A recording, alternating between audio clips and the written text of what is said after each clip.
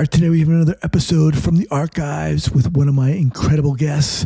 Enjoy. Welcome to the Trauma Therapist Podcast, a show about the incredible people dedicated to helping those who've experienced trauma.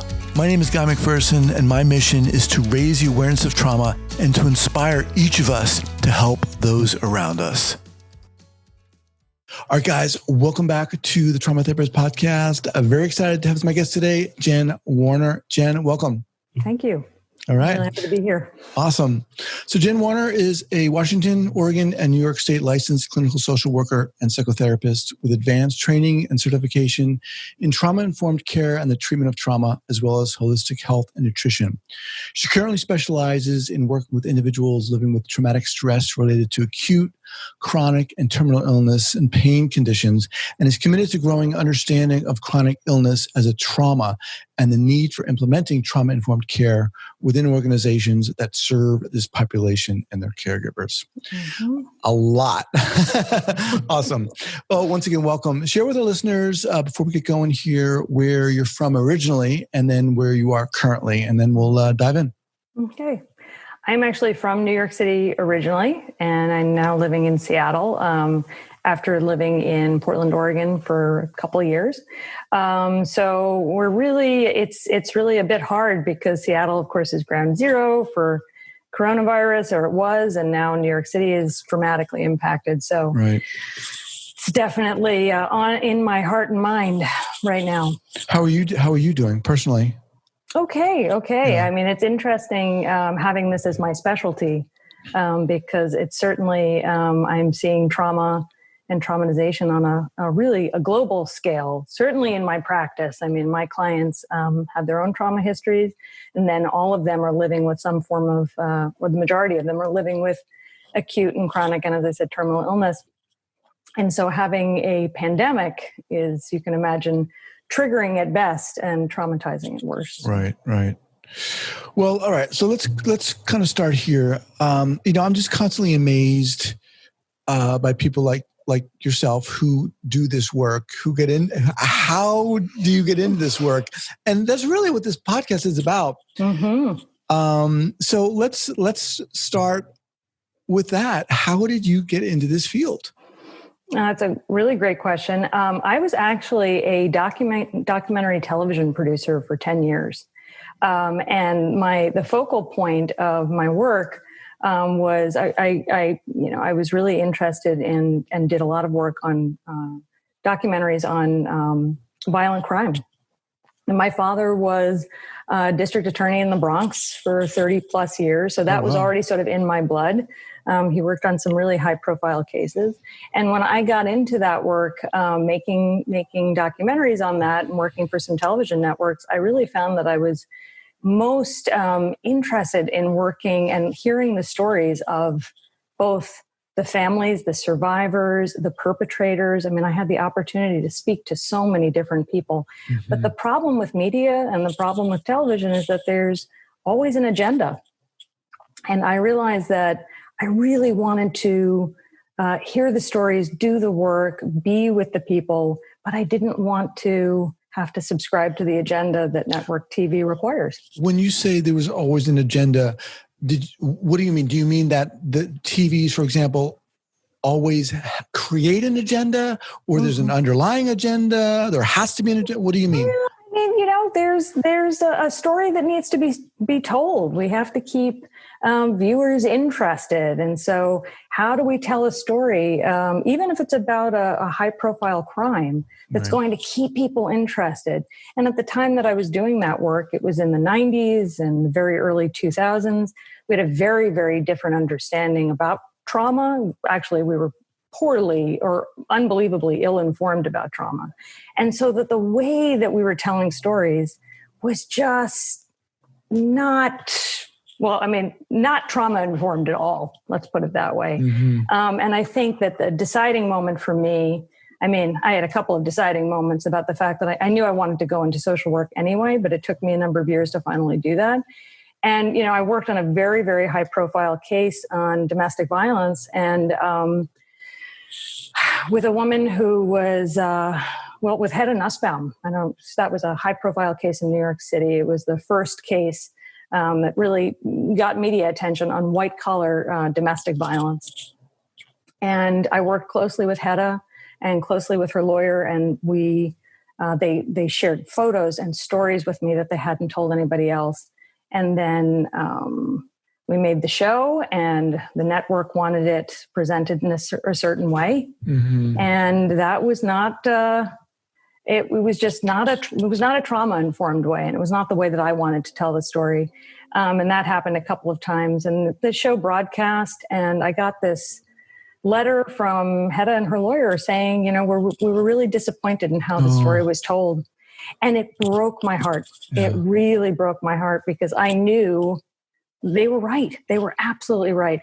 And so I had a couple of situations like that happen over the years working in television. And I just decided, this is not for me. This is not how I want to do the work. And, I'm still very closely connected. I have very close friends. My spouse is still involved in television and media, but I just couldn't do it. I knew my heart was in something else, and that was actually doing direct service work. So. When you said initially that your dad was a DA in the Bronx mm-hmm. for 30 years, and you found yourself kind of into violent crime in a sense, what was it about that, and what was it about you that you felt allowed you to do that? Such a great question, and I'm not even sure I have a great answer. My father was so committed to the work that he was doing, and he never gave us the details, but I could see how much it impacted him. And he really believed in what he was doing, and he believed in the people that he was advocating for. And I remember hearing that and seeing that and thinking, God, I want to do that. I don't want to be a lawyer, but I know that there's got to be some way for me to do this. And when I shifted out of television, I had also, when I left television, in 2005, at the end of 2005, I actually became chronically ill myself. It was about a year of dealing with some pretty serious health issues. And in that time, I committed to going into social work. And just almost immediately upon launching into social work, I was like, I've arrived. This is really where I belong. And I was introduced to, obviously trauma on a large scale. And I during my work, I had some fabulous opportunities to work with some exceptional people in hospice, and also the Coalition for the Homeless in New York City. And soon after, after graduation, I said, I want to work with survivors of violent crime. That's where I want to work. And that's actually how I started working, had the opportunity to work in an incredible clinic in New York City and learn from truly the best of the best on trauma-informed care. And committed myself to doing that. And, so that's how I found myself there. But what's the calling? What's the meat of it? I think you either have a passion for it or you don't. It is the hardest work I've ever done, but I've never felt more like I belong in something than I do in that. So, man. I think I first learned about you on Twitter. Oh, yeah. And you have a presence there, and you have a really strong presence there in the sense that, I was becoming aware of your work there, if you will, and you can tell that you feel passionately about helping individuals, and that is what drew me to you in a sense. So you get into social work, you have this great experience. How do things evolve such that you're doing this work on this scale? Mm-hmm. Well, again, I had, right before starting social work school, I had been diagnosed with some chronic health conditions, a couple of which were quite serious. And so I was having to manage my own health and be in this world. And so I worked with Safe Horizon and the Safe Horizon Counseling Center in New York City, and that's where I really learned how to do the work. But the evolution of that, the clients I had the tremendous privilege of working with. It was funny because it was during that time that I realized how much trauma impacts the body. impacts health and wellness. And in working with the clients there, I became acutely aware of my own body, my own health, what was happening in my own body, and also what was happening for them too. And so that, as we talk more, I mean, that's how it later evolved into the work that I am currently doing. But, after working with Safe Horizon, or while working at Safe Horizon, I also started working. I was the crime victim social worker at Lincoln Hospital in the Bronx, which is the largest public hospital in New York City. So it was myself and an incredible supervisor, and we were doing the crime victim work. Wow. So we worked for the Office of Victim Services, and my supervisor was also one of the hospital social workers there. But I have to say, I mean, and you can tell me how many specifics you want, but I mean, it was just my head is full of stories. I mean, I'm a storyteller by heart and by nature, but it's almost like where to begin. The people that I met, the things that I saw, the experiences that I had in that work, and it just grew the passion. Because what I learned more than anything was you have to listen. Mm. You really have to actively listen. You need to shut your mouth and listen to what people have to say, and also be with them in their embodied experience. And that means being attuned to all sorts of cues, not just what they say, but also what's happening for their bodies, in their body language, how they're communicating things to you. I mean, I could tell you plenty of stories, but... Well, yeah, let's... not to sensationalize this, but this is what this is about. So if you would share a story that, you would maybe illustrate what it means to what you mean by saying to listen more than what they have to say and to watch people's bodies and so forth. Mm-hmm. Well, I think the story that comes to mind was when I was working in the Bronx at Lincoln. I was sent upstairs. I used to have to go downstairs to the emergency room or up to the various medical floors or to the ICU, anywhere there was a crime victim. And, I'd be sent. I'd get the call and they'd be like, okay, Jen, you got to go up there and see what's going on. And here I am. I'm a nice middle-aged white lady. I mean, I look the way that I do, right? And I'm very aware of that. And I walk in this room, and it's a young African-American man. And the nurses, as I was walking in, they'd said, this guy's been here for 6 months. And I said, how come I've only gotten the call now? And they were like, well, he didn't want services. And, he's really aggressive and he throws things at us and he doesn't want to talk to anybody. Good luck. And there was all this signage all over his door and a police officer standing outside the door. And it was just like, man, this is not how we do, And so I walk in and I introduce myself, and I probably can't curse on here, but he told me where to go. You know what I mean? Where he was like, get out of here. Just, what are you doing here? Mm-hmm. And, I could tell that he was curious that I was there, and I didn't shirk. I said, I absolutely, I hear you. If you'd like me to leave, I will. But I just want the opportunity to talk to you. And also, maybe help you get what you're entitled to as a crime victim. You know what I mean? And so he let me in, and he allowed me to pull up a chair, and he told me some stuff. And then he's like, okay, I want you to go now.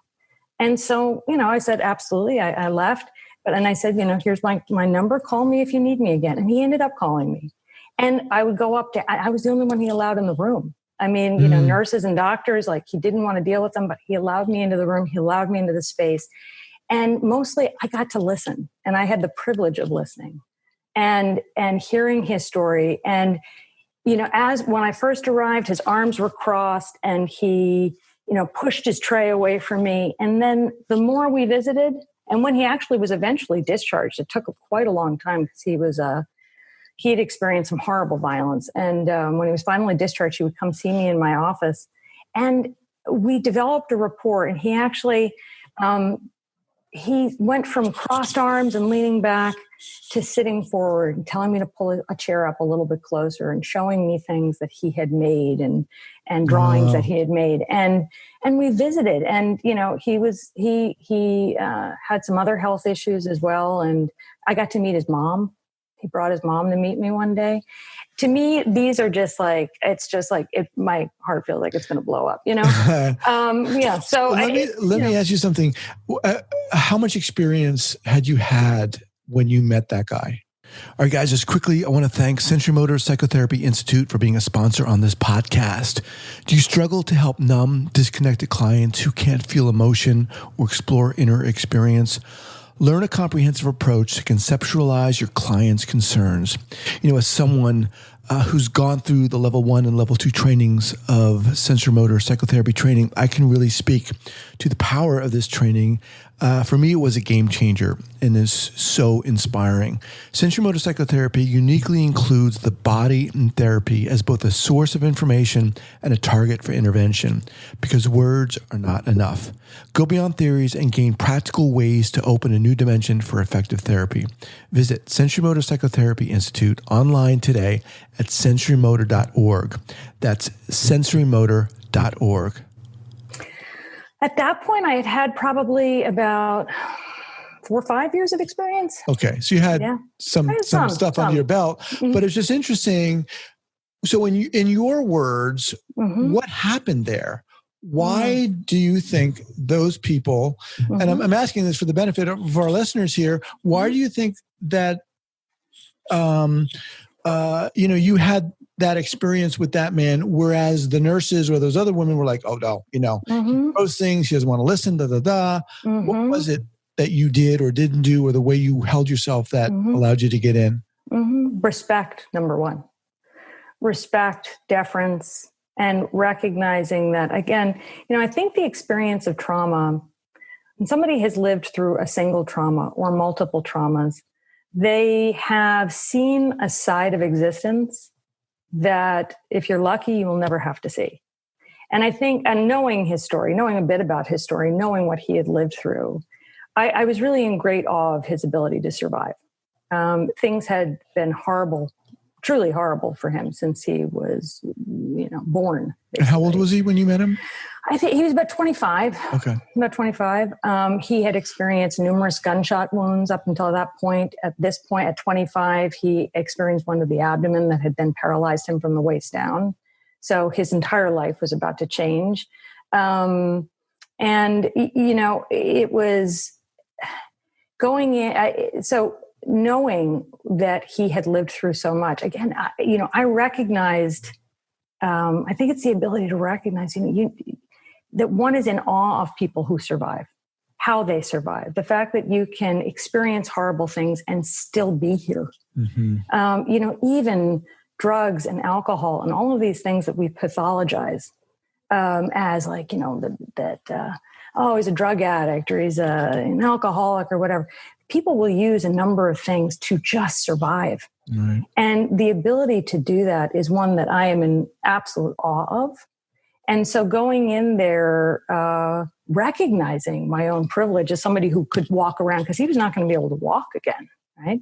But also recognizing that he was a true survivor and giving him that due, and just shutting up and listening. So I wasn't putting myself in a position of, I was like, oh, here I am, the hospital social worker. I'm here to bring you things and tell you how it is.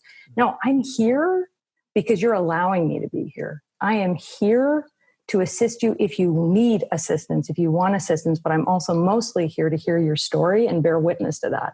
And I think that that's something that is maybe the foundation of being trauma informed, if you want to use the fancy term, but it's really about human connection. And it's about having respect for anybody around you and for what they've survived. Because often, in that case, I knew what he had survived. I had the privilege of looking at his chart. I had the privilege of hearing, and he allowed me to hear his story. But we walk around and we encounter people, we have no idea what they've lived through. So I think that, again, as a former television producer and storyteller, my nature is to listen to other people's stories, but everybody has a story. And I think to be truly trauma informed, again, a very overused word, you have to listen. And you have to, and it's not just using your ears, it's using your eyes, it's using all 5 of your senses and being open and receptive to that. When you were first starting out as a social worker, was that your perspective? Was that your stance? Did you come in as open like that, or was it a little different? Was it, I'm the social worker and, I have just been through school and I learned these things and I'm here to help you and fix you and heal you and change you? No, I mean, I think I have 2 parents who taught me well, and I grew up in a neighborhood and had friends who taught me well, about listening and showing respect to people, that it doesn't really matter what your job is. Everybody deserves respect and everybody deserves that kind of attention. I think in terms of thinking I'm bigger than or better than, I think, one thing that you had mentioned in your questions was about a clinical error. And I think that one thing that early social workers or anybody early in the work, many of us go into this work because we want to help so badly and we want to rescue so badly. And, I certainly have my own history, and I certainly have maybe started in the work wanting to help.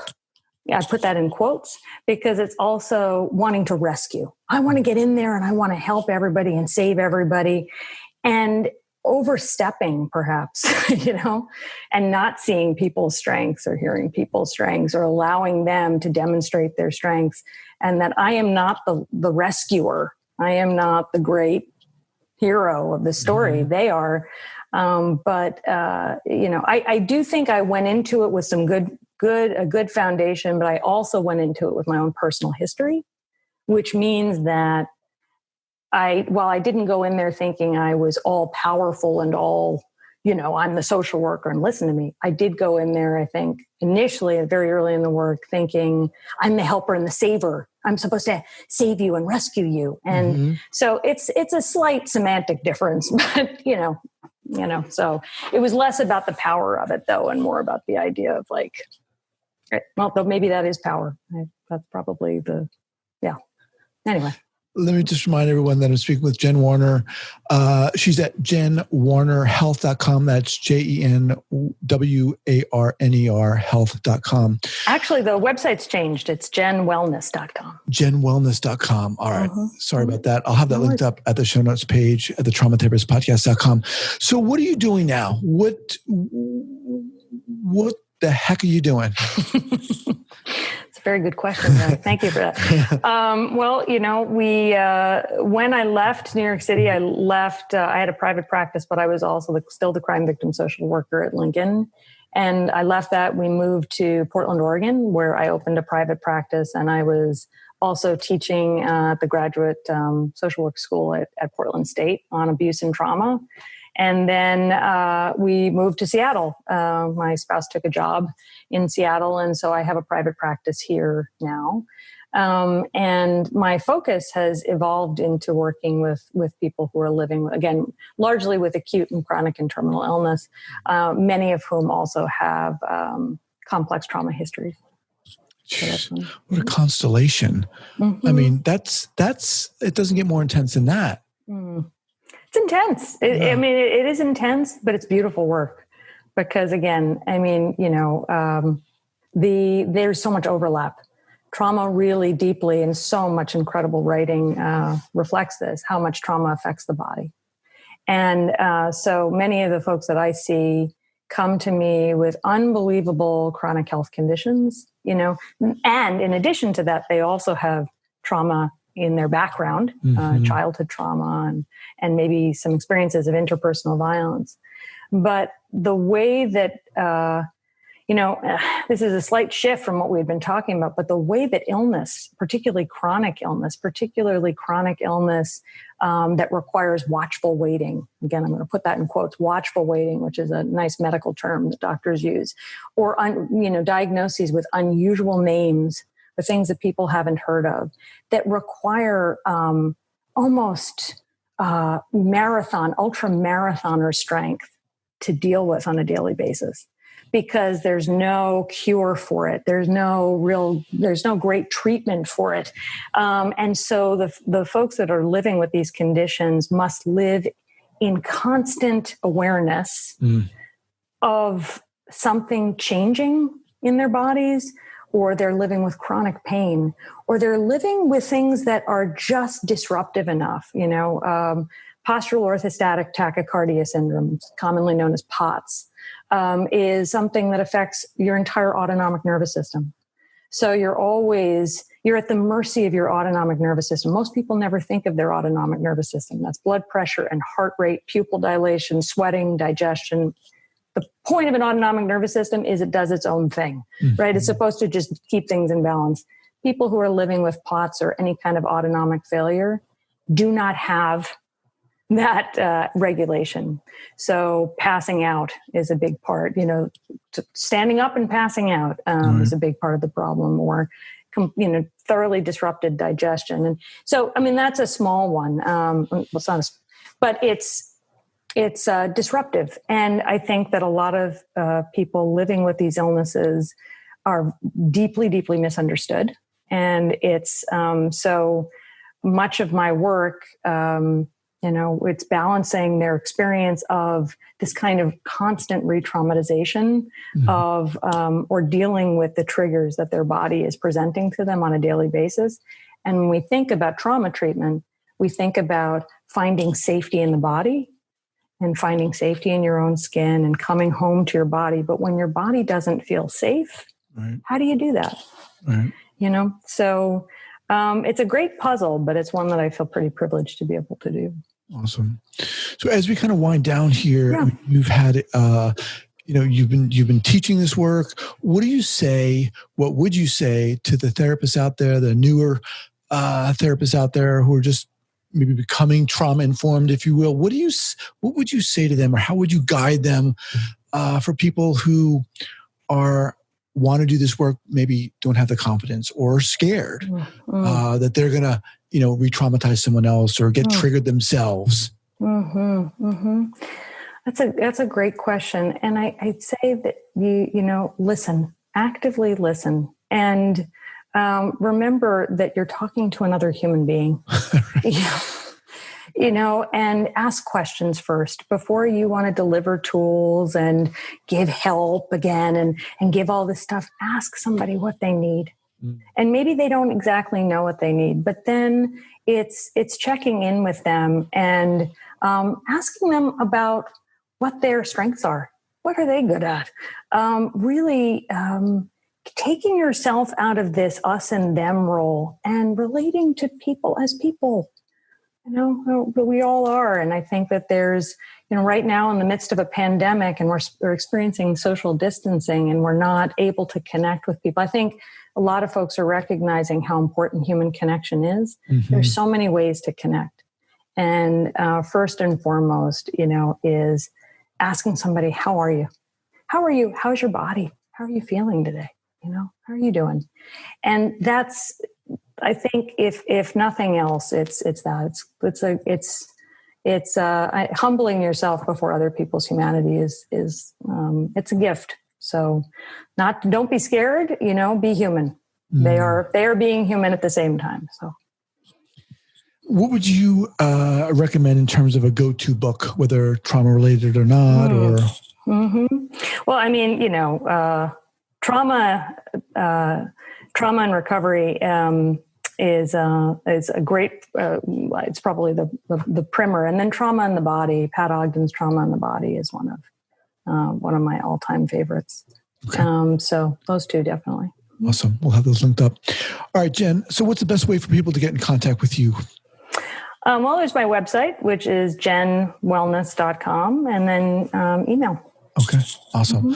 Well, it's been a pleasure, and it's been a while. You've been on my radar for a long time, and it's been awesome to have you on here. Yeah. And thank you for the wonderful work you're doing, Guy. It's tremendous. Your show's great. I love it.